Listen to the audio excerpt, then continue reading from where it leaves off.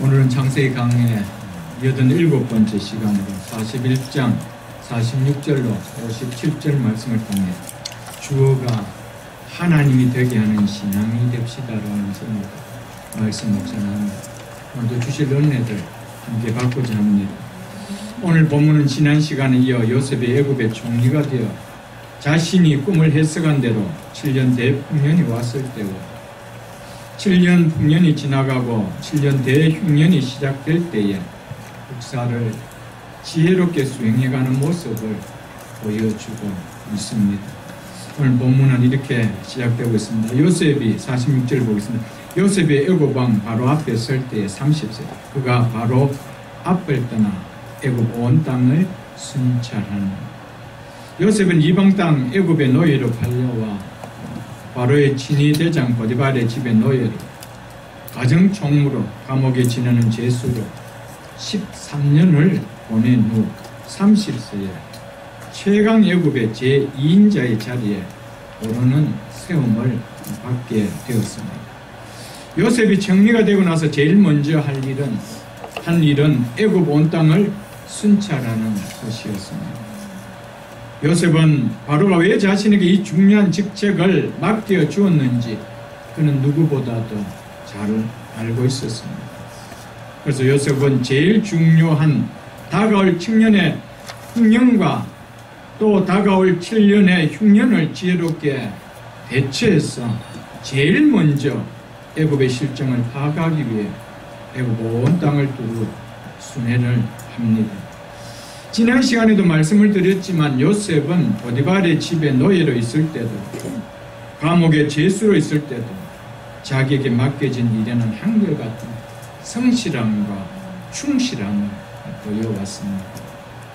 요셉은 그 자리가 어떤 자리냐 어떤 환경이냐에 따라 성실함과 맡겨짐이 달라지지 아니었습니다. 그 맡겨짐의 성실함과 충실함이 한결같은 모습을 보인 자가 요셉이었습니다.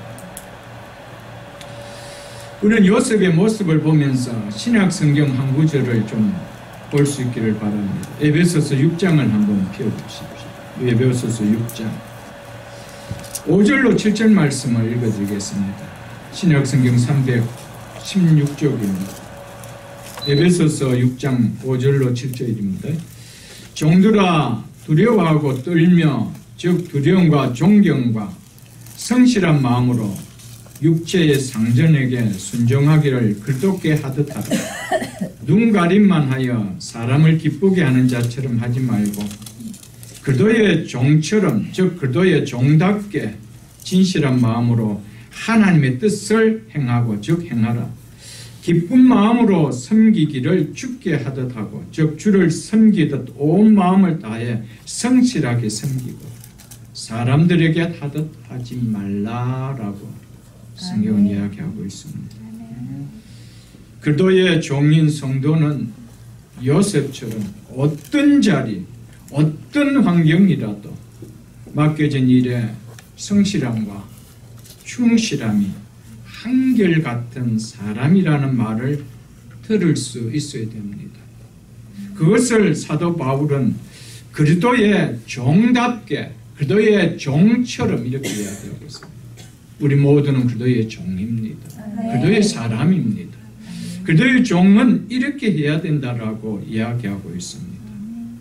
이런 사람을 싫어할 사람이 있겠습니까? 이런 사람을 안 붙잡아 두고 싶은 사람이 있겠습니까, 여러분들? 세상 사람도 손바닥 뒤집듯 행동하는 사람을 좋아할 리가 없습니다, 여러분. 서리 집사로 있을 때나 권사로 있을 때나 안수 집사나 장로로 있을 때나 주의 교회를 섬기는 성실함, 맡겨진 일에 보이는 충실함은 한결같아야 됩니다. 우리 주님께서도 네가 적은 일에 충성하였으면 내가 많은 것을 네게 맡기리라고 말씀하셨습니다. 작은 일에 충성할 때 큰 일을 맡겨주심, 이것이 하나님의 나라의 원리입니다. 요셉을 통해 이것을 보여주고 있는 거 아니겠어요, 여러분? 그래서 디모데전서도 한번 펴보십시오. 그 뒤에 있는 디모데전서 3장 7절을 제가 읽어드리겠습니다. 이 내용은 사도 바울이 에베소에서 목회하고 있는 바울에게 너는 교회의 감독자, 즉 중직자들을 어떻게 세워야 하는지에 대해서 이야기하면서 한 부분을 이렇게 이야기하고 있습니다. 디모데전서 3장 7절 읽어드리겠습니다. 또 외인에게서도 선한 증거를 얻는 자라야 할지라. 중직자를 세울 때 어떤 자를 세워야 된다고 이야기하고 있습니다. 교회 밖의 사람에게도 좋은 평판을 받는 사람이어야 한다라고 이야기하고 있습니다. 왜 그래야 된다고 합니까? 그래야 비방과 마귀의 올무에 빠지지 않기 때문이라고 이야기하고 있습니다. 그러면서 그 8절에 뭐라고 이야기하고 있습니다. 이와 같이 집사들도 어떻게 하라요? 정중하고 경솔하게 행동하지 말라라는 겁니다. 성실함과 충직함이 경솔되게 행동하지 말라라는 겁니다. 그러면서 일구이원을 즉 한 입으로 두 말을 하지 아니하고 한결같음을 이야기하고 있습니다. 여러분, 하나님은 반드시 하나님의 나라의 원리가 이렇기 때문에 하나님의 나라는 이런 자를 들어서 사용하신다는 것을 요셉을 통하여 보여주고 있습니다. 아멘. 요셉은 자리가 이렇기 때문에, 일이 이렇기 때문에 그렇지 않았습니다. 부전 일이든 좋은 일이든 그에게 맡겨준 일은 한결같이 성실함과 충실함을 잃지 않았다라는 것이죠. 아멘. 하나님 나라는 이런 요셉과 같은 사람을 통하여 이루어 가심을 잊지 마시고요. 달란트 비유를 통하여 주님께서 우리에게 말씀하신 것이 무엇입니까? 하나님 나라는 2달란트, 5달란트 받은 자처럼 맡겨진 일에 최선을 다해 성실함으로 충실함으로 행하는 자들 통하여 이루어져 간다는 것을 보여주고 있는 것입니다. 그러므로 요셉의 성실함을 우리가 말씀을 통하여 좀 본받을 수 있기를 축복합니다. 47절로 49절 보겠습니다.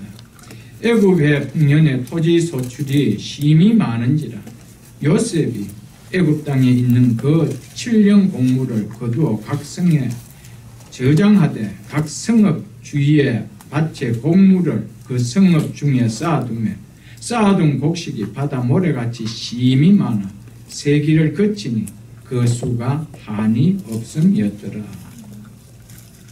요셉이 꿈을 해석한 그대로 애굽 땅에 드물게 7년간의 대풍년이 이어졌습니다.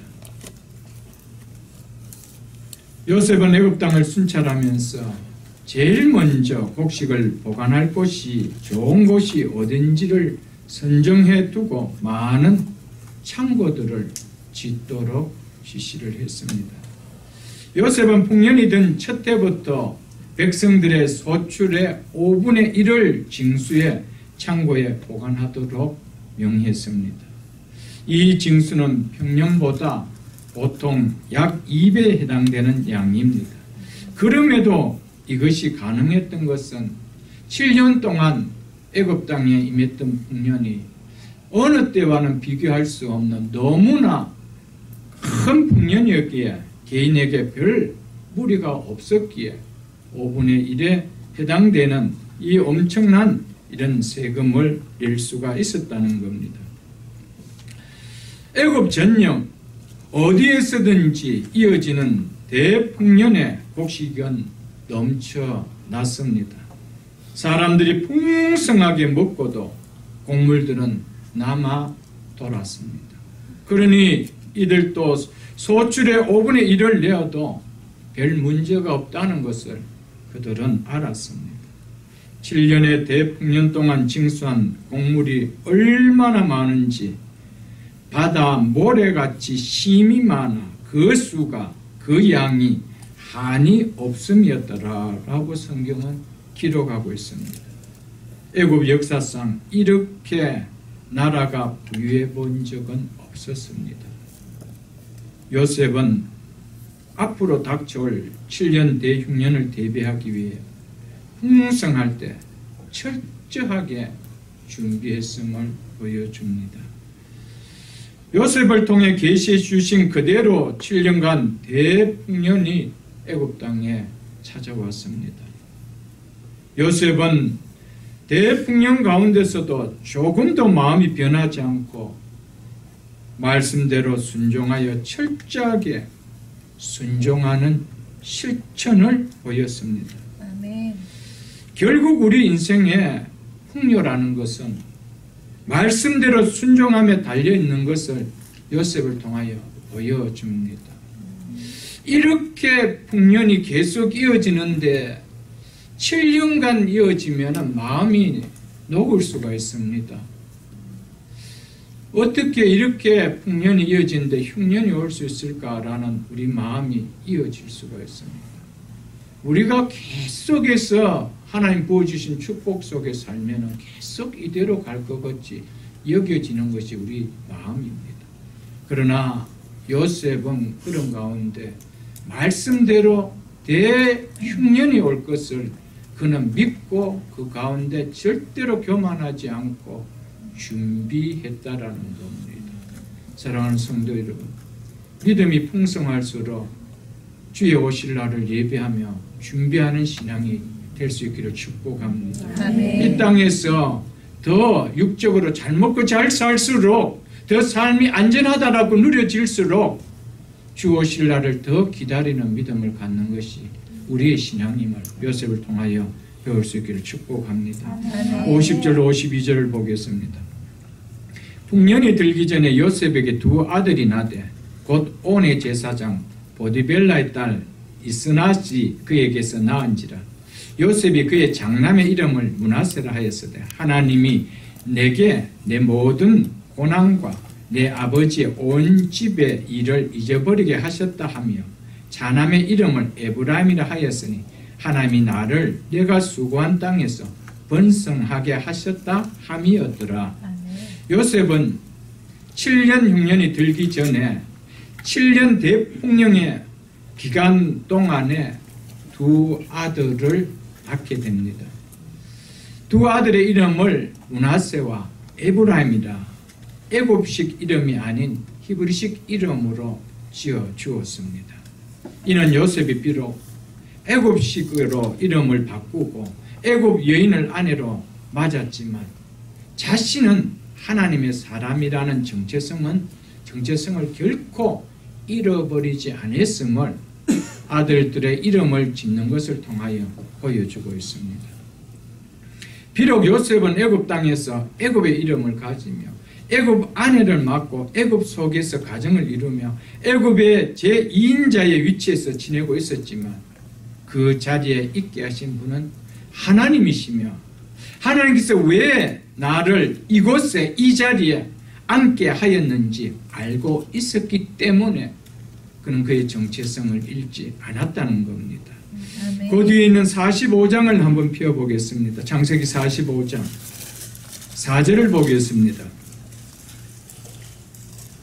요셉이 형들에게 이르되 내게로 가까이 오소서. 그들이 가까이 가니 이르되 나는 당신들의 아우 요셉이니 당신들이 애굽에 판 자라. 5절 보겠습니다. 당신들이 나를 이곳에 팔았다고 해서 근심하지 마소서. 한탄하지 마소서.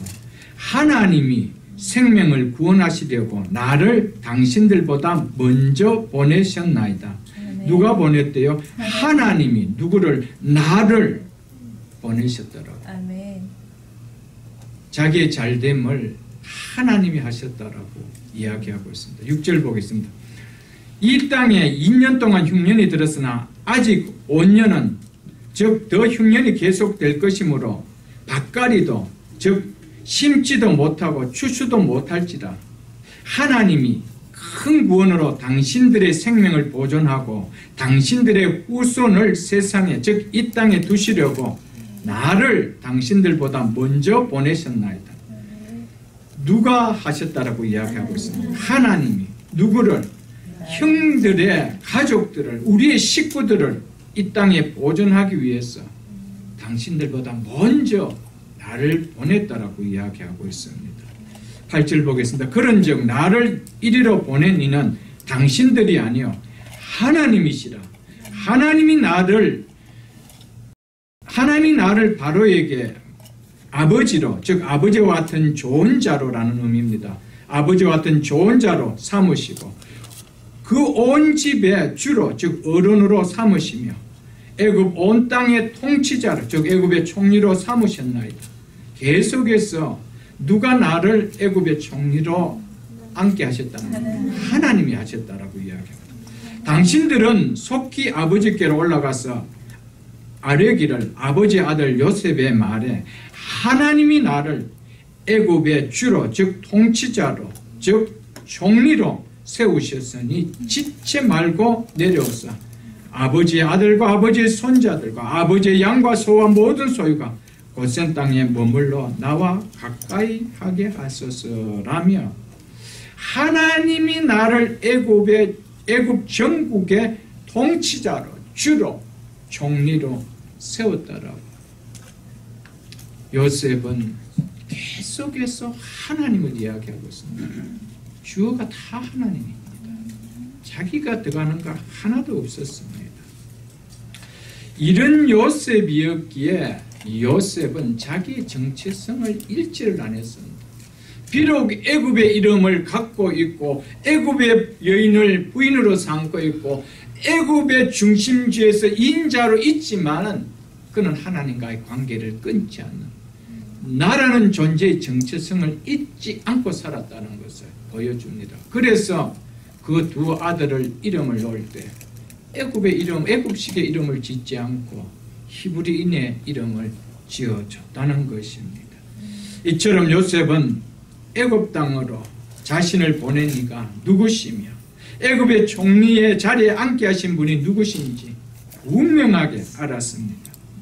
그래서 요셉은 자기 인생의 주어를 온통 자기가 아닌 하나님이라고 했습니다. 이것이 요셉의 삶이요 요셉의 신앙입니다. 믿습니까? 여러분과 저의 삶 속에 내라는 주어가 많이 들어갑니까? 하나님이라는 주어가 많이 들어갑니다. 우리가 뭔가 조금 잘 되면 누구의 이름을 내세우고 싶습니까? 이것이 우리의 믿음의 현주소가 될 것입니다. 이것이 내 신앙을 드러내는 정체성이 될 것입니다. 그리고 요셉은 왜 하나님이 나를 이곳에 보내고 이 자리에 앉게 하셨는지 그 이유와 그 사명을 분명히 깨닫고 있었다라는 사실입니다. 아멘. 요셉은 비록 애굽 땅에서 애굽인처럼 살지만 결코 자신과 자신의 가족은 아브라함과 이삭과 야곱과 언약을 맺으신 하나님의 언약의 백성이라는 정체성만큼은 잃지 않고 있었음을 두 아들의 이름을 통하여 보여주고 있습니다. 그리고 그 이름에 담긴 그 내용을 보면 그의 신앙 고백이 어떠함을 또한 그는 드러내고 있다는 것입니다. 요셉이 형들을 만나 이렇게 말할 때가 벌써 애굽의 총리로 앉은 지가 9년의 세월이 흘렀을 때였습니다. 최고의 권자의 9년을 앉아있다라면 변화가 아니라 변질되기 시작합니다. 5년이라는 대통령직을 갖고 있는 나라에서 벌써 그 세월이 가기 전에 다 변질되는 걸 우리는 수없이 봐왔습니다. 지금의 대통령직과 애굽 당시의 총리직은 비교할 수가 없습니다. 이런 자의 9년의 권자에 앉았던 자였습니다. 얼마든지 그 마음이 처음과 다르게 변질될 수 있죠. 그럼에도 불구하고 요셉은 결코 자신에게 주어진 환경으로 인해 마음이 변질되지 않고 하나님과 동행하는 믿음이 변질되지 않았다는 겁니다. 아멘. 이것이 너무너무 중요한 이야기죠. 만일 요셉이 변질되었다면 하나님이 나를 여기 앉았다고 이야기하지 않습니다. 내가 잘났어, 내가 똑똑했어, 내가 꿈의 해석을 잘했어, 바로가 나를 잘 봐줬어, 이렇게 이야기하죠. 모든 것이 바로의 은혜였고 애굽의 은혜라고 이야기하지 하나님의 은혜라고 얘기하지 않았을 겁니다. 여러분, 최고의 권자의 9년의 세월이 있어도 그의 삶 속에 하나님의 은혜를 잊지 않았던 요셉, 이게 우리 신앙이 되어야 됩니다. 아멘.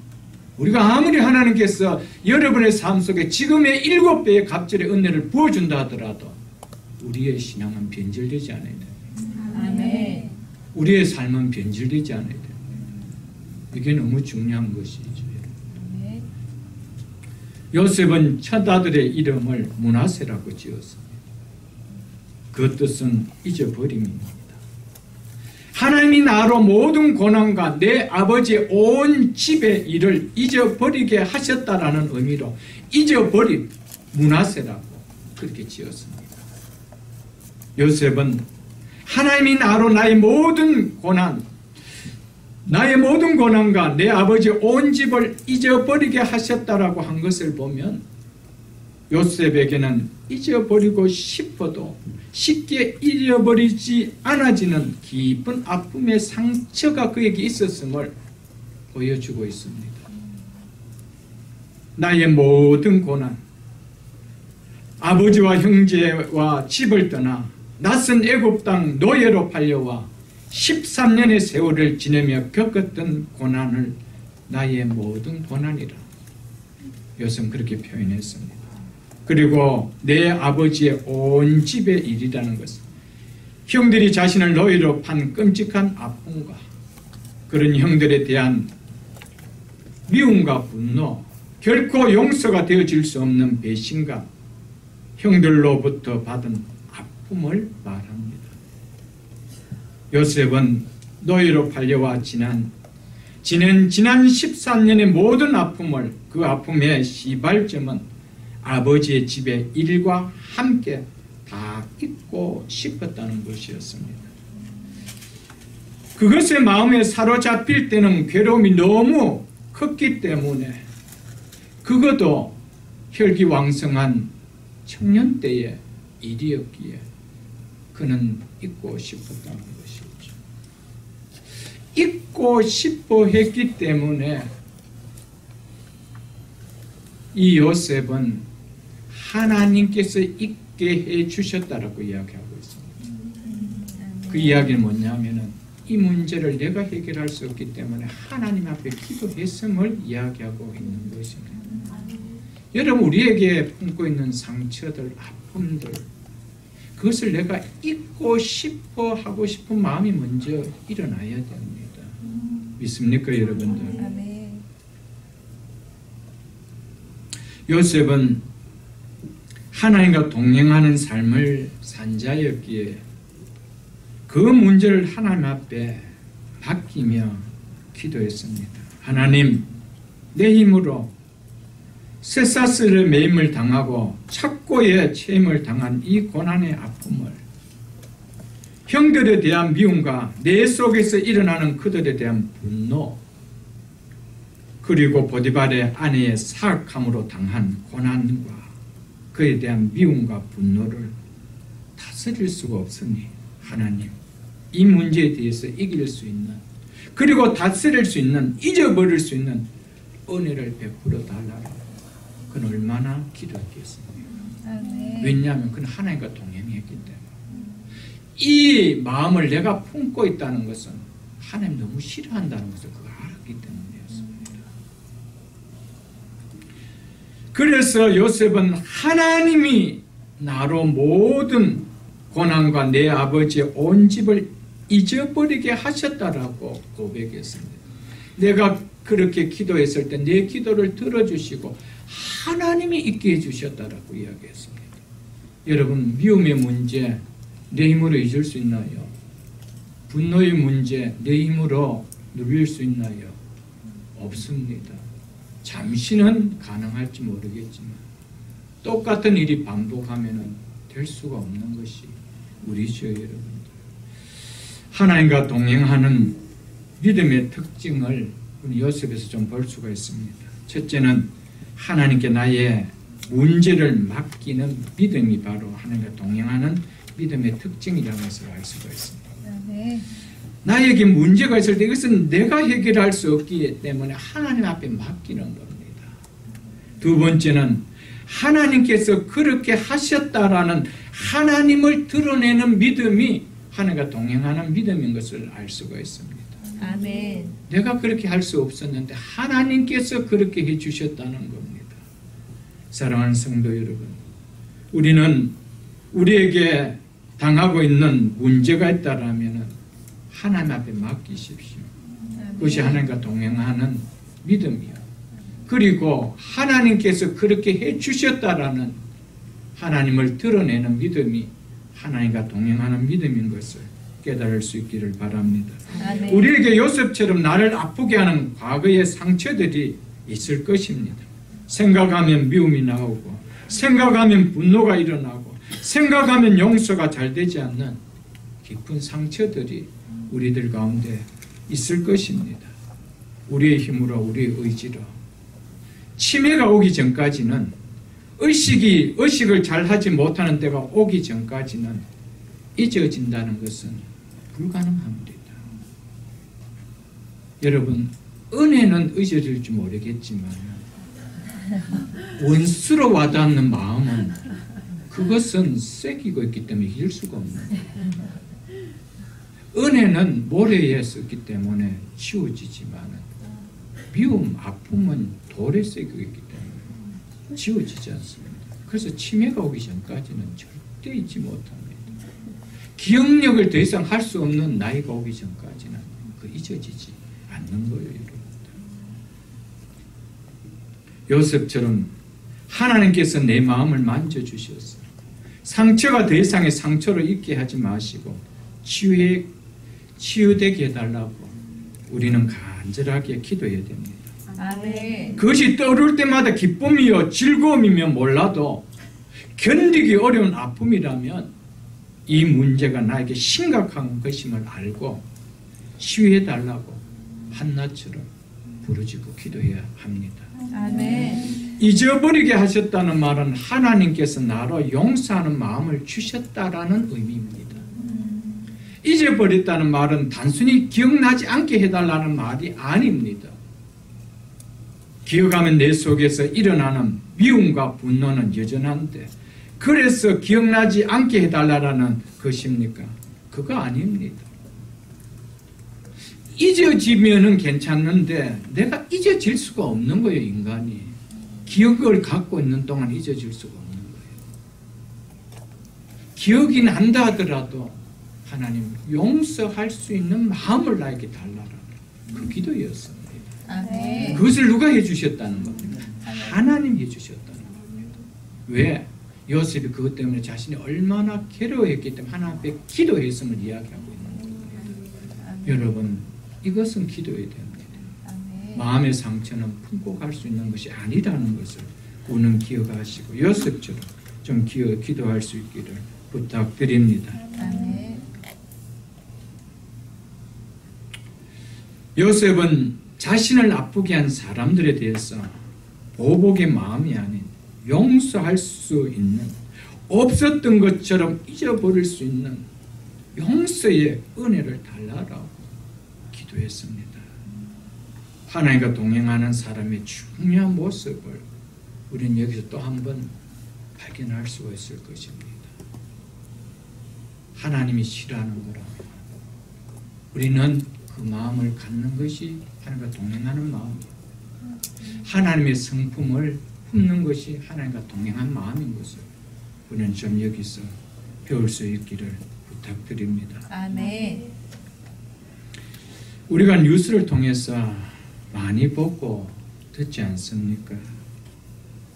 과거의 아픔을 결코 용서하지 못하고 분노의 칼을 듣는 권력자들, 피를 나눈 형제이지만 눈을 감을 때까지 결코 용서하지 못하고 분노와 미움을 그대로 품고 죽음을 맞는 형제들, 부모를 용서하지 못하는 자식, 그리고 자식을 용서하지 못하는 부모, 남편을 용서하지 못하는 부인, 부인을 용서하지 못하는 남편, 며느리를 용서하지 못하는 시어머니, 시어머니와 십자가 달린 시댁을 미움으로 내려놓지 못하는 며느리, 우리는 많이 들을 것입니다. 또 볼 것입니다. 요셉은 미움과 분노를 드러내는 보복하는 것이 인생의 목적이 아니었습니다. 그 일을 잊어버리는 것이, 용서하는 마음을 갖는 것이 더 중요하다는 것을 안 믿음의 사람이었습니다. 그렇기에 그는 용서해달라고 기도했습니다. 그렇기에 그는 권력의 칼을 들을 수 있는 애굽의 총리의 자리에 앉았음에도 불구하고 문하세라, 잊어버렸다. 하나님께서 이를 잊어버리게 하셨다라고 그렇게 고백했다는 겁니다. 아멘. 여기에 미래가 있는 거예요. 여기에 밝음의 앞날이 주어지는 겁니다. 아멘. 여러분, 믿음의 사람은 달라야 돼요. 요셉을 통하여 이 사실을 좀 깨달을 수 있기를 바랍니다. 요셉은 미움과 분노를 드러내는 보복 대신에 용서하는 마음을 하나님 앞에 갖기를 원하고 기도했습니다. 그 이유가 뭘까요? 그는 하나님과 동행하는 사람이었기 때문입니다. 하나님이 계시지 않다면 인간의 죄성을 유감없이 발휘할 텐데 하나님을 인식하는, 하나님과 동행한 요셉의 삶이었기에, 그렇게 사는 것이 더 괴로움이며 죄악인 것을 알았기에 요셉은 하나님께 있게 해달라고, 용서하는 마음을 달라고 기도했던 것이었습니다. 이것이 하나님과 동행하는 자의 특징입니다. 하나님이 계시지 않다면 우리가 할 수 있는 것은 결코 용서가 아닙니다. 보란 듯이 하는 보복이요, 복수죠. 그래서 우리가 옛날에 뭐 중국 영화 보면은 거의 복수로 끝나지 않습니까? 서구 영화도 마찬가지. 거기에 우리가 뭘 느낍니까? 대리 만족의 통쾌함을 느끼잖아요. 그것을 청중들 통하여 얻어내는 것을 통해 영화로 우리가 만든 것을 많이 보지 않습니까? 성경의 에베소서 4장 26절에 보면 이렇게 이야기하고 있습니다. 분을 내어도 죄를 짓지 말며, 이렇게 이야기하고 있습니다. 화를 내더라도 죄를 짓는 데까지는 이르지 않도록 하라라고 이야기했습니다. 그러면서 해가 지도록 분을 품지 말고라고 이야기하고 있습니다. 풀지 않고 분을 품고 자면 다음 날 죄를 짓는 일을 발생하기 때문에 분을 품되 해가 지도록 품지 말라라고 했습니다. 무슨 이야기입니까? 해가 지기 전에, 다음 날이 오기 전에 그것을 잊고 가라는 거예요. 용서하고 가라는 겁니다. 그렇지 않으면 무슨 일이 발생한대요? 마귀에게 틈을 주기 때문에, 그래서 마귀에게 틈을 주지 말라라고 해요. 사단이 믿는 자지만 가장 꺼리기 쉬운 환경이 언젠가? 분노하고 있을 때입니다. 마음에 미움을 품고 있을 때입니다. 누군가를 용서하지 못하는 마음을 안고 있을 때 누가 제일 역사합니까? 사단입니다. 그는 부부 간에, 무슨 부모 간에, 자식 간에도 없습니다. 그런 마음을 품으면 사단은 여지없이 끌고 들어버리죠. 그래서 분을 내어도 죄를 짓지 말며 해가 지도록 분을 품지 말고 마귀에게 틈을 주지 말라라고. 사도 바울은 하나님의 형상으로 새로운 피조물이 된 하나님의 자녀들에게 이렇게 보냈다는 사실을 잊지 마십시오, 여러분들. 하루를 살아가면서 이것이 되지 않는데 어떻게 요셉과 같은 이런 분노와 미움 앞에, 정말 뚜껑이 열릴 것 같은 이 분노 앞에 어떻게 용서해달라는 기도가 나올 수 있겠어요? 하루를 지내면서도 분을 참지 못하고 있는 우리의 성품 속에서 요셉과 같은 상황을 당했다면 과연 이런 기도가 나와질 수가 있을까? 그렇기 때문에 하나님과 동행한다는 것은 정말 하나님의 성품을 담고 살아간다는 것을 우리가 좀 배울 수가 있고, 우리 속에도 하나님 이런 성품을 조금 더 닮을 수 있는 요셉과 같은 하나님과 동행하는 믿음을 나에게 조금이라도 하나님 허락해 달라는 이런 기도와 이런 좀 요구가, 바람이 있어야 될 줄 압니다. 아멘. 요셉은 조금 지나 둘째 아들을 낳고는 이름을 이번에는 에브라임이라고 지었습니다. 그 뜻은 장성함입니다. 혹은 두 배의 결실이라는 뜻입니다. 하나님이 나를 내가 수고한 땅, 즉 고난의 땅 애굽에서 번성하게 하셨다라는 의미로 장성함, 두 배의 결실이라는 에브라임으로 이름을 지었습니다. 요셉은 잊을 수 있는, 용서할 수 있는 믿음도 하나님이 주셨고요, 고난의 땅에서 장성케 하심도 하나님이 하셨다라고 요셉은 고백하고 있습니다. 아멘. 애굽의 은혜가 아니라 하나님의 은혜였다라고. 이것이 요셉의 신앙입니다. 아멘. 요셉의 인생에 있어서 주어는 항상 하나님이었습니다. 자기가 아니었습니다. 이번에도 보면은 하나님이 나를 내가 수고한 땅에서 번성하게 하셨다. 내가 잘나서가 아닙니다.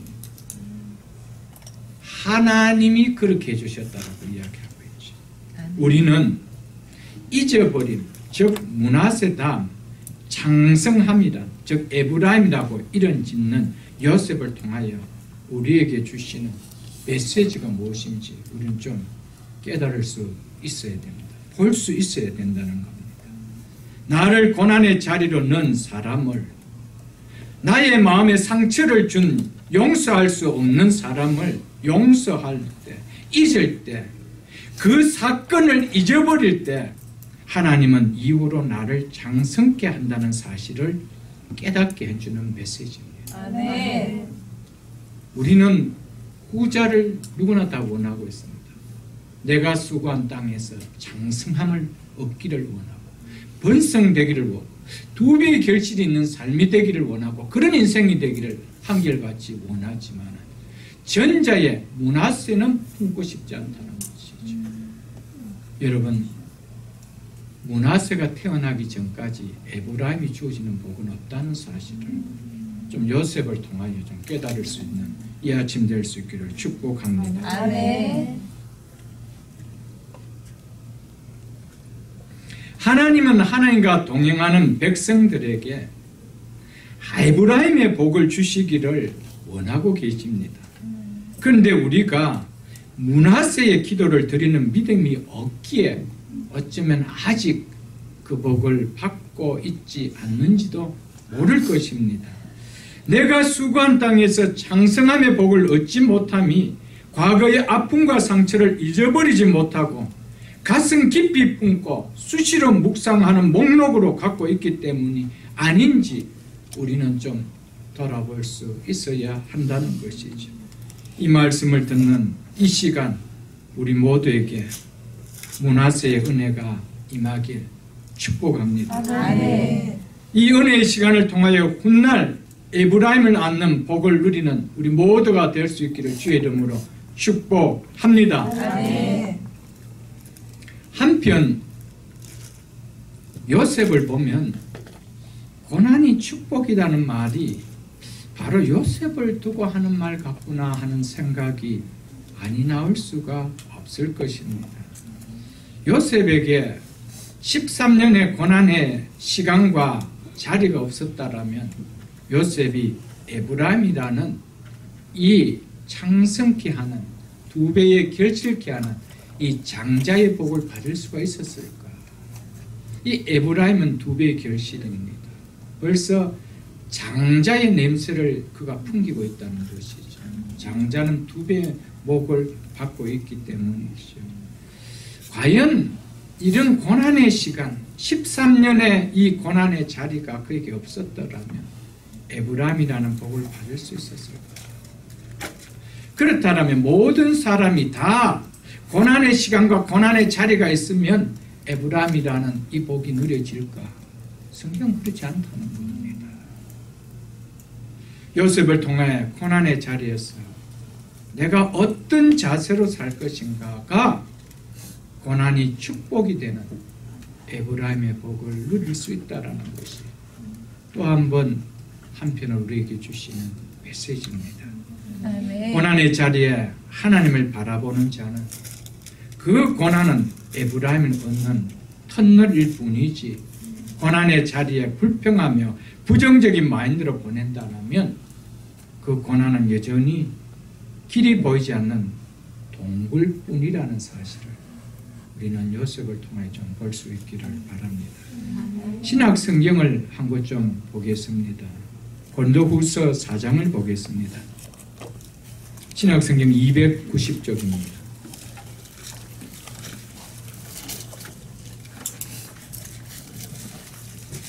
신약 성경 290쪽 고린도후서 4장 8절로 9절 말씀을 제가 읽어드리겠습니다. 우리가 사방으로 우겨싸임을 당해도 우리가 누굽니까? 하나님 믿는 하나님 백성이 말하지요. 우리가 사방으로 우겨싸임을 당해도 무슨 말입니까? 한마디로 고난의 자리에 있다 할지라도 이거 아닙니까? 사방으로 우겨싸임을 당해도 길이 보이지 않습니다. 상황은 절망적입니다. 절대적인 고난의 자리죠. 그런 자리에 있다 할지라도 뭐 하지 않냐며 쌓이지 않냐며 고난에 결코 묶이지 않겠다라는 이 마인드가 있어야 된다는 것이죠. 아멘. 이게 고난의 자리에서 하나님의 백성이 취해야 될 자세가 이거라는 것이죠. 이런 자에게 임하는 것이 뭡니까?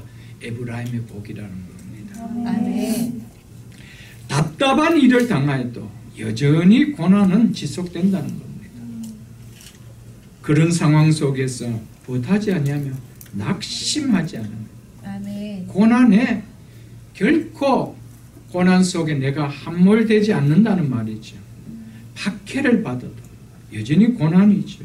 고난을 당해도 버림받지 아니하며 결코 고난이 나를 삼키지 못한다는 이 믿음, 이것이 하나님과 동행하는 하나님을 바라보는 믿음이라는 겁니다. 아멘. 거꾸로 뜨림을 당하여도 무슨 고난이죠. 그런데 그런 가운데서도 어떤 믿음을 붙들고 있다는 겁니까? 망하지 아니하고 믿습니까, 여러분? 아멘. 이겁니다, 여러분. 아멘. 결코 고난이 나를 함몰시키지 못한다는 하나님을 바라보는 믿음이 결국에 에브라임의 복을 누리게 된다는 것이죠. 고난이 다 축복이 아닙니다. 그 고난 가운데 내가 어떤 자세로 살 것인가, 그것이 결국 고난을 복으로 바꾸는 에브라임의 복을 낳는 은혜가 임한다는 것을 요셉을 통하여 우리에게 보여주고 있죠, 여러분. 아멘. 여러분, 우리의 삶 가운데 고난의 풍랑은 누구에게나 있을 것입니다. 그러나 그 고난을 바라보는 눈, 그 고난의 터널을 지나가는 우리의 자세는 열이면 열 다 다릅니다.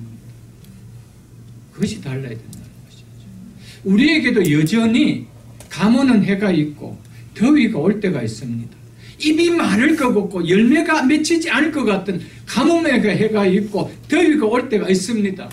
그러나 여호와를 의지하는 자에게는 그 잎이 마르지 않으며 그 열매가 끊이지 않다는 것이 하나님 우리에게 약속하신 약속이라는 것입니다. 아멘. 고난을 어떻게 누구를 바라보며 어떤 자세로 취할 것인가, 이것이 결국 에브라임의 복을 나눌 수 있는 우리가 될 수 있다는 것을 요셉을 통하여 우리에게 보여주고 있습니다. 아멘.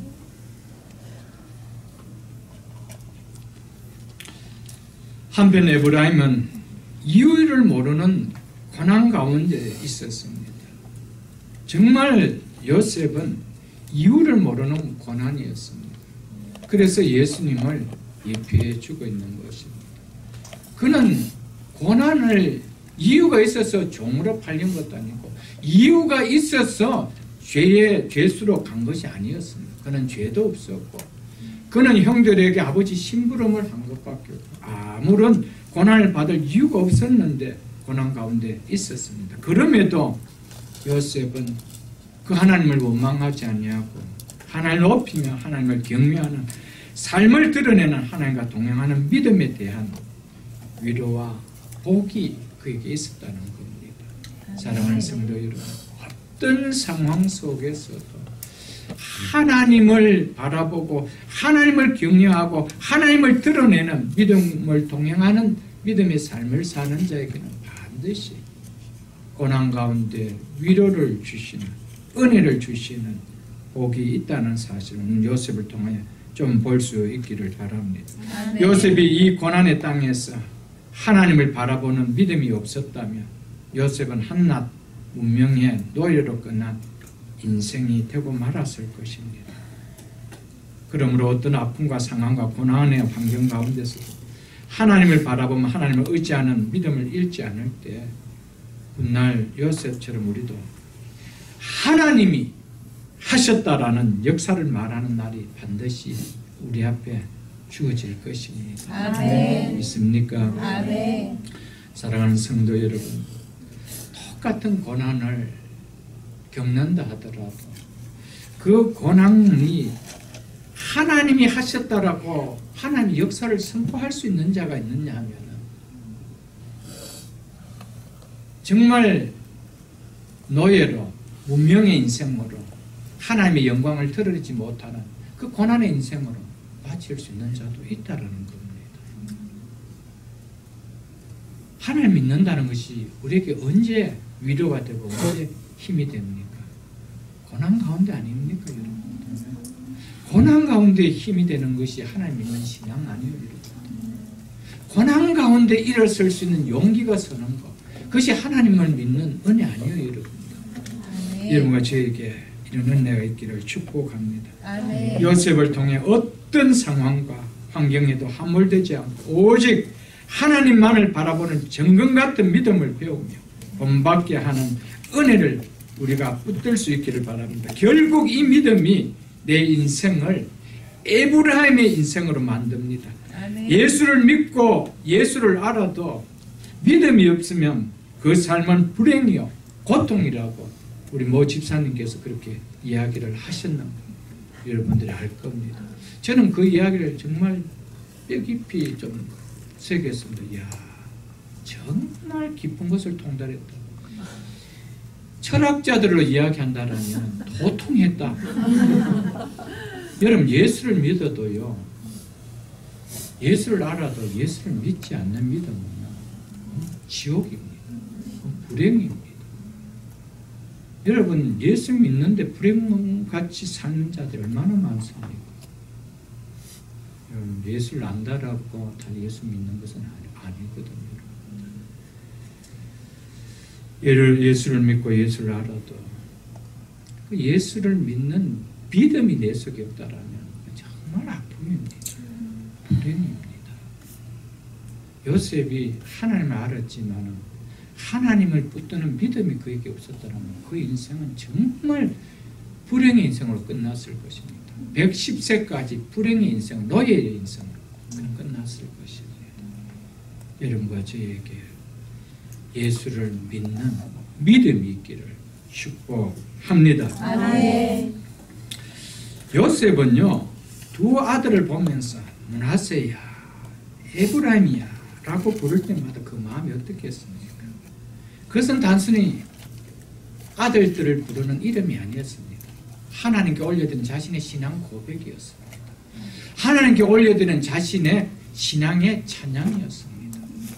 그러니까 얼마나 그 이름을 부르고 싶겠어요, 여러분. 여러분과 저의 삶 속에 좀 이런 고백들이 좀 일어날 수 있기를 축복합니다. 아멘. 만약 요셉이 지나온 13년의 고난과 아픔을 가슴에 품고 조그마한 일에도 미움과 분노와 혈기를 드러내는 캐릭터 인생이었다면 수고의 땅에서, 고난의 땅에서 장성케 되는 에브라임의 복을 과연 누릴 수가 있었을까? 성경 결코 누릴 수가 없다라고 이야기합니다. 혹 총리의 자리에 앉았다 할지라도 그 시간은 결코 오래 가지 못했을 것입니다. 요셉은 총리의 자리에 8년이 아닙니다. 18년이 아닙니다. 80년을 앉았습니다. 그 힘이 어디서 나왔어요? 그의 인품에서 나왔습니다. 물론 하나님께서 요셉을 붙들어 주셨지만 요셉의 인품에서 나왔습니다. 누구든 용서할 수 있는 그 캐릭터에서 나왔습니다. 그가 총리지에 앉았을 때 그 권세를 가지고 누구를 제일 먼저 처단하고 싶었겠습니까? 보디발의 아내 아니었겠어요? 단정 잡으려고 그랬을 겁니다. 그런데 그 아내를 용서하고 어떤 것도 묻지 않는 그 요셉을 봤을 때 누가 제일 감명받았겠어요? 보디발이었어요. 그러니까 보디발이 이제 그 요셉에게 과거엔 자신 집에 노예였지만 이제는 직분이 달라진 그에게 얼마나 충성하고 사랑했어요. 나를 기억해달라는 술 맡은 관원장 괘씸 안 하겠어요. 한번 불러와서 너 정말 왜 그랬느냐고 물어보면서 정말 큰 소리 한번 치고 싶지 않았겠어요. 단장 그만두라고 바로에게 권면도 할 만한데 그런 요셉을 보면서 술 맡은 관원장이 얼마나 요셉에게 충성했겠어요. 이런 일들이 한두 번이겠습니다. 요셉의 캐릭터는 용서의 캐릭터였습니다. 품고 나온 캐릭터였습니다. 그것이 80년 이방 땅에서 혈연도 없습니다. 어떤 지연도 없습니다. 학연도 없는 그곳에서 80년 권력 자리에 앉는다는 것은 불가능했습니다. 여러분, 좋은 성품은 정말 우리를 오래 견디게 만들고요. 축복의 자리를 오래 가게 한다는 사실을 잊지 마십시오, 여러분들. 아멘. 한번 보십시오. 만일 요셉이 총리의 자리를 자기를 거스리는 사람들을 용서하지 못하는 그 권력을 멋스럽게 드러내는 자리였다면 그의 자리는 그렇게 오래 가지 못했을 것이고 그리고 그 결말 그렇게 아름답지 못했을 것입니다. 정말 추한 모습으로 그의 총리직은 마감을 했을 것입니다. 80년 그렇게 갈 수 있었다는 것은 좋은 인품이었습니다. 저는 개인적으로 그런 마음을 갖고 그런 기도를 합니다. 한국의 좋은 인품의 지도자가 좀 통치자가 될 수 있게 해달라. 모든 것을 좀 품고 나갈 수 있는 과거와 싸움이 아니라 품고 나갈 수 있는 그래야 2세들에게 미래가 보이는 나라가 될 텐데 우리는 끊임없이 싸우고 싸우는 그 보복의 연속을 갖는 그런 나라로 있기 때문에 한 통치자도 존경받는 통치자를 갖는 나라가 아닌 불행의 나라로 가고 있는 것을 봅니다. 정말 한국교회는 기도해야 됩니다. 요셉과 같은 품을 수 있는 통치자를 하나님 달라라. 모든 것을 품고 나갈 수 있는, 용서해 나갈 수 있는 그럴 때 한국이 미래가 있는 거예요. 우리 후손들에게 미래가 있다라고 저는 확신합니다. 이런 자, 이런 지도자를 위해서 우리는 기도해 나가야 됩니다. 앞으로 누가 통치자가 되더라도 하나님 그런 통치자가 설 수 있는 그런 인재가 설 수 있는 나라가 되게 해달라고 우리는 기도해야 될 것입니다. 아멘. 요셉은 결코 미움과 분노를 가슴에 담는 자가 아니고 쏟아내는 자였기에 다 자기의 몸 밖으로 마음에서 다 쏟아내는 자이기 때문에 결국 그는 끝까지 하나님 뜻을 이룰 수 있는 자가 될 수 있었다는 겁니다. 그래서 야고보서 1장 20절에 보면은 사람이 성을 내는 것이 하나님의 의를 이루지 못함이라고 이야기했습니다. 우리가 성을 내면은요, 요셉이 많이 자기의 분노를 드러냈다라면 그 권자의 자리에서 그 권자를 이용해서 분노를 드러냈다라면 그는 거기에서 그곳에 보내주신 이유가 자기의 형들의 가족들을 요셉의 가정을 살려서 아브라함을 통하여 주신 이 언약을 이루게 하는 하나님의 뜻을 이루지 못했을 것입니다. 그는 얼마 있지 못해서 그 요셉이 있었던 애굽의 총리의 자리에서 떠나야만 됐을 것입니다. 사랑하는 성도 여러분, 상처를 묵상하는 자가 아니라 상처를 치유받는 자는 반드시 하나님의 뜻을 이룹니다. 아멘. 상처를 품고 있는 자는 하나님 그 자를 들어서 일을 할 수가 없는 거예요. 그래서 우리에게 상처가 있다라면 하나님 앞에 그 기도를 하셔야 됩니다. 하나님 치유해달라고. 그런 자를 들어서 하나님은 치유하십니다. 하나님의 일을 감당하십니다. 전도서 7장을 한번 펴보겠습니다. 전도서 7장. 전도서 7장 954쪽입니다. 구약성경 954쪽.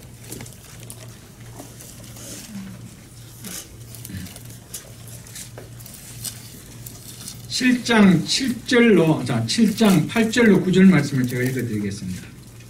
일의 끝이, 즉 일의 마무리가 시작보다 낫고, 즉 더 중요하고, 참는 마음이 교만한 마음보다, 이 교만한 마음이라는 것이 뭡니까? 분을 내는 것을 위해서 참지 못하고 분을 내는 마음보다 나으니, 그 다음 보십시오. 급한 마음으로, 즉 성급하게 노를 바라지 말라. 노는 우매한 자들의 품에 머무느니라. 즉 노는 우매한 자들의 품에 머무는 법이라고 이야기하고 있습니다. 누가 우매한 자라고 이야기하고 있습니다? 성급하게 노를 바라는 자. 이런 우매한 자를 들어서 하나님은 당신의 일을 이루려고 하시지 않는다는 것이죠. 그래서 우리는 정말 많이 기도해야 됩니다. 저 역시도 마찬가지. 특별히 하나님의 일을 감당해야 될 하나님의 백성들, 정말 요셉과 같은 캐릭터 좀 달라고 기도해야 됩니다. 요셉인들 처음부터 이런 마음 가졌던 거 아니었습니다. 그렇기 때문에 자기에게 그런 싸움이 있었기에 하나님, 내가 견딜 수 없기에 하나님 있게 해달라고, 이것 좀 치유해달라고 기도했다는 것이죠. 여러분, 우리도 똑같습니다. 기도가 있어야 됩니다. 그럴 때 하나님께서 반드시 에브라임의 은혜를 주실 뿐 아니라 하나님은 당신의 뜻을 이루게 한다는 사실을 잊지 마십시오, 여러분들. 요셉은 그러면서 이렇게 이야기합니다. 하나님이 나를 내가 수고한 땅에서, 내가 고생한 땅에서 번성케, 즉 장성케 하셨다라고 고백했습니다. 한 생애를 살면서 이런 고백을 할 수 있는 인생이라면 정말 축복받은 인생 아니에요, 여러분. 내가 수고한 땅에서, 내가 고생한 땅에서 결코 고생의 인생으로 끝나지 않았다. 수고의 인생으로 끝나지 않았다. 번성케 하는 인생으로 끝났다. 이거 정말 축복 아니에요, 여러분들. 저는 설교를 준비하면서 특별히 이 말씀을 많이 묵상하게 되었습니다. 하나님께서 이 마음을 제게 많이 주셨습니다. 여러분, 우리가 태어나서 자라며 생활했던 이 조국과 달리 이 이민의 땅 미국은 우리 모두에게 수고의 땅 아닙니까? 갑절의 땀을 진하게 흘려야 하는 고생의 땅 아닙니까, 여러분들? 수고를 아끼지 않은 이 땅에서, 고생을 쏟아붓는 이 땅에서 지금 거둔 결과가 번성케입니까? 쇠약케입니까? 창대케입니까? 아니면은 여전히 수고 그대로입니까? 고난 그대로입니까? 여러분, 수고의 땅이 번성케 땅으로, 고난의 땅이 장성케 하는 땅으로 바뀌는 인생, 이렇게 고백할 수 있는 것, 이건 정말 축복입니다, 여러분. 아멘. 우리가 세월이 갈수록, 인생의 삶의 끝자락으로 갈수록 과거의 아픔과 고난의 삶은 사라지고 하나님의 은혜와 축복을 더 많이 이야기할 수 있는 인생이 될 수 있도록 기도로 준비해야 됩니다. 아멘. 하나님 내 인생의 끝자락으로 가면 갈수록 고난이나 아픔을 되새기고 과거의 삶이 이어지는 삶이 아니라 하나님의 은혜를, 하나님의 축복을 풍성하게 이야기할 수 있는 삶이 되게 해달라. 우리는 정말 기도해야 되고요. 요셉처럼 말씀에 순종하는 삶을 또한 살아야 될 줄 압니다. 아멘. 성도는 과거보다 미래가 더 풍성해져야 됩니다. 아멘. 과거보다 미래가 더 하나님의 복과 은혜가 누려짐을 맛보며 간증할 수 있는 삶이 되도록 우리는 기도해야 됩니다. 아멘. 여러분, 시작보다 마무리가 더 중요하다라고 분명하게 전도서 7장에서 이야기하지 않습니까, 여러분? 시작은 미약할자 할지라도 나중은 창대케 하시는 그 은혜가 우리가 바라는 거 아닙니까, 여러분? 아멘. 시작은 용같이 시작해서 끝은 여러분들 뱀꼬리처럼, 많은 지렁이 꼬리처럼 되어진다라면 그것이 무슨 우리가 인생을 논할 수 있겠어요, 여러분? 여러분, 끝이 풍성할 때 살아왔던 수고의 땅, 살아왔던 고난의 땅이 추억이 될 수가 있는 거예요. 간증이 될 수가 있죠. 아멘. 이 우리의 이민의 땅, 이 수고의 땅, 이 고난의 땅이 하나님이 주신 축복으로 말미암아, 에브라임의 복으로 말미암아 정말 복을 누리는 장성게 되는 간증할 수 있는 우리의 삶이 될 수 있을 주의 이름으로 축복합니다. 아멘. 요셉은 내가 수고한 땅에서라고 이야기했습니다. 내가 고생한 땅에서라고 이야기했습니다. 내가 수고했지만, 내가 고생했지만 각각 그 수고와 그 고생의 목적은 사람마다 다를 수 있습니다. 요셉은 분명하게 내가 수고하고 있는 땅이라는 것, 내가 고난을 받고 있는 땅이라고 이야기하고 있습니다. 여러분, 우리의 삶은 이민의 삶을 살아가면서 내가 살고 있는 이 현장 속에 우리는 다 고난의 땅을, 고난의 시간을, 고난의 자리를 갈 것입니다. 그러나 내가 왜 고난의 자리를 걸어가고 있는지 그 목적은 사람마다 다릅니다. 이것이 너무 중요합니다. 이것을 우리가 좀 깨달을 수가 있어야 되죠. 오직 그 수고, 그 땀 흘림, 그 고생이 자기를 위해서, 내 가족을 위해서 라고 한다라면은 요셉은 이렇게 이야기하지 않았을 것입니다. 요셉은 내가 수고하는 이 땅은 결국 누구를 드러내기 위한 수고였다는 겁니까? 하나님의 나라였습니다. 아멘. 하나님의 영광이었습니다. 이거였습니다. 아멘. 이것이 다르다는 것이죠. 사랑하는 성도 여러분, 우리가 수많은 이민자들이 이 땅을 살아갈 것입니다. 그러나 이 수고의 땅, 이 고생의 미국 이민의 땅에서 그 땀 흘림과 수고의 이유와 목적은 다 다를 것입니다. 자기를 위해서, 내 자식들을 위해서, 내 가족들이 위해서가 아니라 우리는 이제 하나님의 나라를 위해서, 하나님의 영광을 위해서. 그렇습니까, 여러분? 아멘. 이것이 달라져야 한다는 것이죠, 여러분. 요셉은 하나님의 나라를 위해서, 하나님의 영광과 하나님의 꿈을 위해서 수고했습니다. 그 땅이 수고의 땅이 있지만 하나님의 영광을 드러내는 땅으로 그는 수고하기를 원했고, 하나님의 뜻을 드러내고 하나님의 꿈을 나타내는 땅으로 그는 이루기 위해서 애를 썼다는 것이죠, 여러분.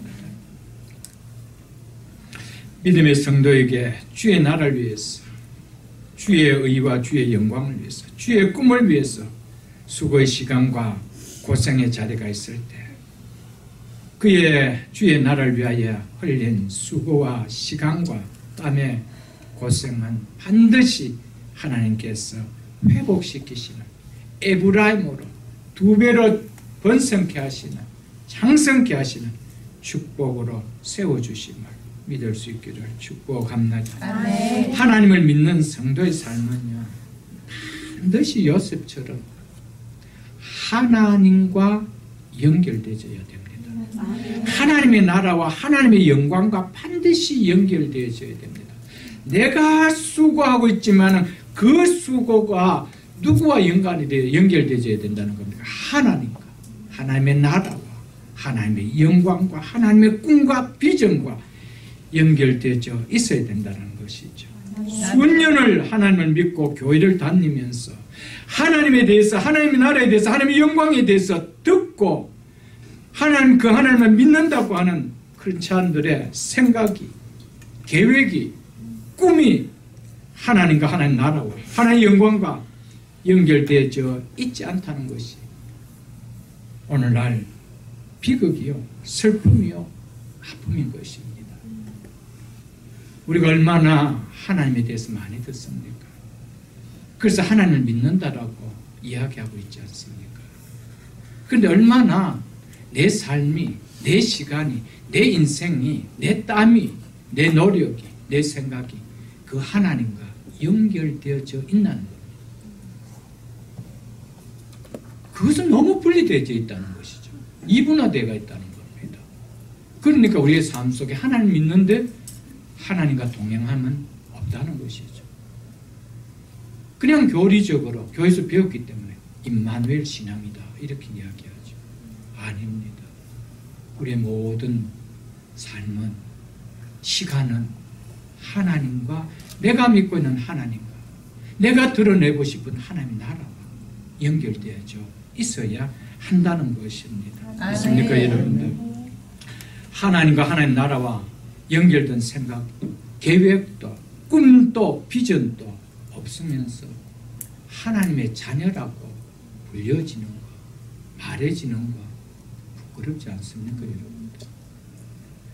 자식이 공부를 하면서 여기까지 자기를 먹이고 입히고 길러줘 부모와 전혀 연결됨이 없는 공부, 미래에 대한 계획, 꿈을 가지고 있다라면 부모로서 아픔이죠. 말이라도 아빠, 엄마 내가 공부해서 이 다음에 편안하게 모실게요. 그때까지 어렵더라도 참고 힘내세요. 그날 큰 집에서 엄마 아빠 잘 모실게요. 그렇게 말해야 자식 아니에요, 여러분. 내 공부함이, 내 잘됨이 부모와 아무런 연결되어 있지 않다라면 그 어찌 자식이겠어요, 여러분. 어렸을 때 저희들 저 가정뿐만 아니라 주변이 다 어렵게 살던 시절이었습니다. 그때 부모들은 오직 자식에게 희망을 걸고 낙을 걸고 그 어려움을 참고 그랬죠. 그때 자식들 입에서 하는 얘기가 뭡니까? 열심히 해서 어떤 사람이 돼서 돈 많이 벌어, 엄마 좋은 집 돼서 내가 잘 먹고 잘 먹고 살게 해줄게 하면 엄마 얼마나 좋아. 설령 그렇게 안 되더라도 그렇게 말하는 걸 듣고 얼마나 좋아. 여러분, 하나님도 똑같습니다. 우리 하나님 자식들 아닙니까? 지금까지 누가 입혀주고 누가 먹여주고 누가 우리까지 여기까지 인도해 주셨습니까? 그런데 어떻게 우리의 시간과 삶이 하나님과 전혀 연결되지 않나, 하나님 나라와 연결되지 않고 하나님의 꿈과 하나님의 비전과 전혀 연결되지 않는 내 삶은 내 삶 그대로 갈 수 있는 것이죠. 아픔입니다. 요셉을 통한 이것을 우리에게 이야기해 주고 있습니다. 요셉은 그 권좌에 앉았던 거예요. 자기를 위해서 살지 않았습니다. 그 수고의 시간이 하나님과 연결된, 그렇기 때문에 하나님의 뜻을 이룰 수 있도록 하나님은 그가 죽는 80년까지 110세죠. 그러니까 총리된 80년까지 하나님은 요셉을 붙들어 주셨습니다. 아멘. 그 이스라엘 백성들이 거기에서 털을 닦을 수 있을 때까지. 사랑하는 성도 여러분, 우리에게 이런 은혜가 있기를 바랍니다. 특별히 우리의 자녀들, 저들의 계획이, 저들의 꿈이, 저들의 인생이 하나님과 하나님 나라와 하나님의 비전과 하나님의 꿈과 연결된 인생이 되어 자랄 수 있도록 끊임없이 우리는 가르쳐야 됩니다. 그리고 끊임없이 교육시켜야 되고요. 그리고 우리는 끊임없이 그 자녀를 위하여 그런 인생이 되게 해달라고 한나처럼 기도해야 됩니다. 아멘, 아멘 여러분. 아멘.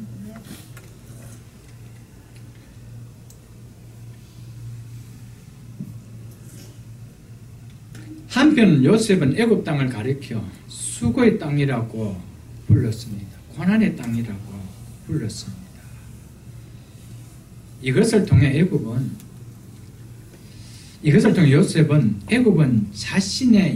애굽이 자신의 영광 도성이 아니라 단지 수고의 땅에 불과하다라는 마음을 갖고 있었고 그 고백을 했던 것이었습니다.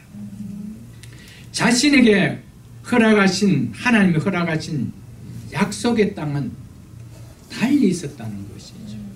그렇기 때문에 그가 수고의 땅이라고 고백하는 것은 지금 시점이 언제입니까? 애굽의 인자가 되었을 때 결코 애굽의 땅은 수고의 땅이 아닙니다. 그가 누리는 번성의 땅이죠. 그럼에도 불구하고 그 땅을 수고의 땅이라, 고난의 땅이라. 그렇기 때문에 요셉은 그 땅에 묻히고 싶지 않았습니다. 그는 하늘의 천국을 가나안으로 예표한 이 땅의 가나안, 이 약속의 땅에 그는 가고 싶었던 것이었습니다. 그가 그래서 죽을 때 내 뼈를 가나안에 묻어달라고 유언을 하지 않았습니까, 여러분? 사랑하는 성도 여러분, 우리가 살아가는 이 땅은 정말 수고의 땅으로 느껴져야 됩니다. 고난의 땅으로 느껴져야 됩니다. 그럴 때 우리에겐 진정한 영원한 평안과 수고가 끝이는 그 땅에 대한, 그 나라에 대한 사모함이 요셉처럼 가질 수 있다라는 것을 이야기해 줍니다. 53절 54절 보겠습니다. 애굽 땅에 7해 풍년이 그치고 요셉의 말과 같이 7해 풍년이 들기 시작하며 각국에는 기근이 있으나 애굽 온 땅에는 먹을 것이 있더니, 여기에서 온 땅은 애굽 주변의 온 나라들을 이야기합니다. 7년 대흉년이 시작되자 애굽은 물론이고 애굽 주변에 있던 나라들까지도 심한 흉년이 들었다라고 말하고 있습니다. 자, 여기에 54절에 뭐라고 이야기합니까? 요셉의 말과 같이, 요셉의 말과 같이, 요셉의 말과 같이. 이 말은 궁극적으로 누구의 말씀과 같이 말입니까? 하나님의 말씀과 같이. 믿습니까, 여러분? 하나님의 말씀은 1.1획도 떨어지지 않고 변하지 않고 그대로 이루어짐을 이야기를 하고 있습니다. 각국에는 기근이 있으나 애굽 온 땅에는 먹을 것이 있더니, 비교해주고 있습니다. 차이가 뭡니까? 똑같은 흉년이 왔는데 왜 애굽 온 땅에는 먹을 것이 있고 흉년에 대한 걱정이 없고 다른 애굽 주변에 있는 나라는 기근이 있었습니까? 차이가 뭡니까? 말씀을 붙들었냐? 말씀을 붙들지 않았냐? 말씀을 들었느냐? 말씀을 듣지 못했냐? 그 차이죠. 이게 얼마나 차이인지. 그러니까 하나님의 백성요, 말씀을 듣고 살아가는 하나님의 백성이 얼마나 축복인 것을 깨닫고 사십시오. 아무리 들은들 뭐합니까? 순종하지 않는다면, 요셉처럼 순종하지 않고 바로처럼 그 말씀에 순종해서 그 말씀대로 지시를 내지지 않았다라면 애굽인들 주변의 나라와 다를 바가 있었겠습니다. 똑같습니다. 여러분, 첫째는 말씀이 들리는 것이 복이고요, 두 번째는 들린 그 말씀 앞에 순종하는 것이 복임을 우리에게 이야기해 주고 있음을 우리는 잊어서는 안 됩니다. 아멘. 말씀을 듣는 자들은요, 똑같이 기근이 올 수가 있습니다. 그럼에도 불구하고 그들에게는 무엇이 없었더라? 무엇이 있었더라? 먹을 것이 있었더라. 흉년이 있음에도 불구하고 먹을 것이 있었더라고 이야기하고 합니다. 더위가 있음에도 불구하고 그 입은 마르지 않았더라고 이야기합니다. 그 입은 여전히 청청하더라고 이야기했습니다. 가뭄이 왔음에도 불구하고 나무의 열매가 마르지 아니했다, 말라버리는 것이 아니라 그치지 아니했다라고 성경은 이야기합니다. 그 차이죠, 여러분. 사랑하는 성도 여러분, 말씀이 요셉의 말과 같이, 하나님의 말씀같이 그대로 이루어집니다. 또한 하나님의 말씀을 듣고 순종하는 그곳에는 기근이 없었더라. 여전히 먹을 것이 있었더라는 이 말씀을 좀 가슴에 담을 수 있기를 축복합니다. 아멘.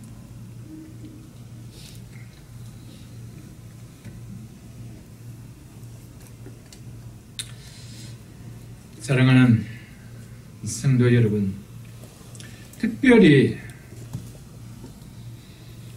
이 요셉처럼 요셉은 하나님의 말씀을 확고하게 붙들었습니다. 그렇기 때문에 그는 미래를 준비해 놓았기 때문에 그 애굽 땅에 기근이 왔지만은 기근이 애굽 땅을 덮지를 못했다라고 이야기하고 있습니다. 요셉의 미래를 준비하는 지혜였습니다. 성실함이었습니다. 말씀을 붙들고 순종함이었습니다. 사랑하는 새벽에 있을 성도 여러분들, 우리 개인의 삶도 미래를 준비해야 됩니다. 특별히 우리의 자녀들의 미래를 부모가 준비시켜줘야 됩니다. 아멘. 결혼할 때 예단 예물 준비해 주는 거 말고요. 저들의 인생에게 참 궁핍함이 없는, 기근이 없는 그런 준비함을 우리가 시켜줘야 됩니다. 그것은 부모의 기도입니다. 아멘. 여러분, 기도로 끊임없이 곳간에 양식으로 채워놔야 됩니다. 자녀들을 위한 곳간에 양식을 채워놔야 됩니다. 자녀를 위한 기도에 흘린 눈물이 없는데, 채워놓은 곳간이 없는데 어떻게 그 자녀들의 인생에 여러분 흉년이 올 때 그걸 견딜 수 있나요? 여러분, 세상을 향해서 사도 바울은 뭐라고 이야기했습니까? 때가 악하니라고요. 이 세대가 악하다라고 표현하고 있습니다. 이 악한 세대에서 우리의 자녀들이 가서 그 악한 세대를 거슬러 갈 수 있는 힘이 있을까요? 힘 없습니다. 무슨 힘이 있습니까? 그러니까 세상에 가면은 세상의 문화 속에 다 함몰되는 거, 똑같이 함몰되어 가는 겁니다. 여러분, 영적 양식을 많이 채워 놓으십시오. 아멘. 나를 위한 준비도 귀하지만요, 자녀들의 인생이 영적으로 무너지지 않도록, 영적으로 그 인생이 기갈되지 않도록, 기근을 당하지 않도록 우리는 기도로서 기도의 양식을 많이 채워놔야 됩니다. 아멘. 곳간에 그들을 위한 채워놓음이 풍성해야 됩니다. 그리고 그 곳간을, 채워놓은 곳간을 가지고 자녀들 위하여 먹여주고 나눠줄 수 있는 시간들이 우리 속에 있어야 된다라는 것을 깨달을 수 있기를 바랍니다. 55절 보겠습니다. 애굽 온 땅이 굶주림에 백성이 바로에게 부르짖어 양식을 구하는지라. 바로가 애굽 모든 백성에게 이르되 요셉에게 가서 그가 너에게 이르는 대로 하라 하니라. 흉년이 계속되자 애굽 사람들이 이제 자기 가정에 있는 양식이 떨어지기 시작합니다. 먹을 것이 없어집니다. 그러자 바로에게 가서 양식을 달라고 부르짖니다. 그러자 바로가 요셉에게 가라라고 얘기합니다. 요셉에게 가서 요셉이 너희에게 이르는 대로 하라라고 이야기합니다. 요셉이 너희에게 먹을 것을 줄 거라, 그렇게 이야기하고 있다는 것이죠. 이 기근에, 그들의 기근을, 문제를 해결해 줄 자가 누구라고 이야기합니까? 요셉이라고 이야기합니다. 여러분, 영적 기근을 당한 이 시대에 우리의 진정한 영의 양식을 줄 수 있는 분은 누구십니까? 예수 그리스도밖에 없습니다. 아멘. 그래서 요셉은 예수 그리스도를 예표해 주고 있는 인물입니다. 예수에게로 가야 살 수 있는 길밖에 없습니다. 아멘. 요셉은 그래서 자기 창고를 열고 뭐 했다냐? 나눠줬습니다. 여러분, 교회가 해야 될 일이 이거죠. 여러분, 이 기근의 시대에 여러분들 정말 이 영적 기근으로 말라가고 죽어가고 있는 이 시대에 교회가 곡간을 열어야 됩니다. 이 교회로 향할 수 있도록 우리는 선포해야 됩니다. 가족들에게도, 자녀들에게도, 믿지 않은 부모, 형제들에게도, 이웃들에게도 우리는 전해야 됐다는 것이죠.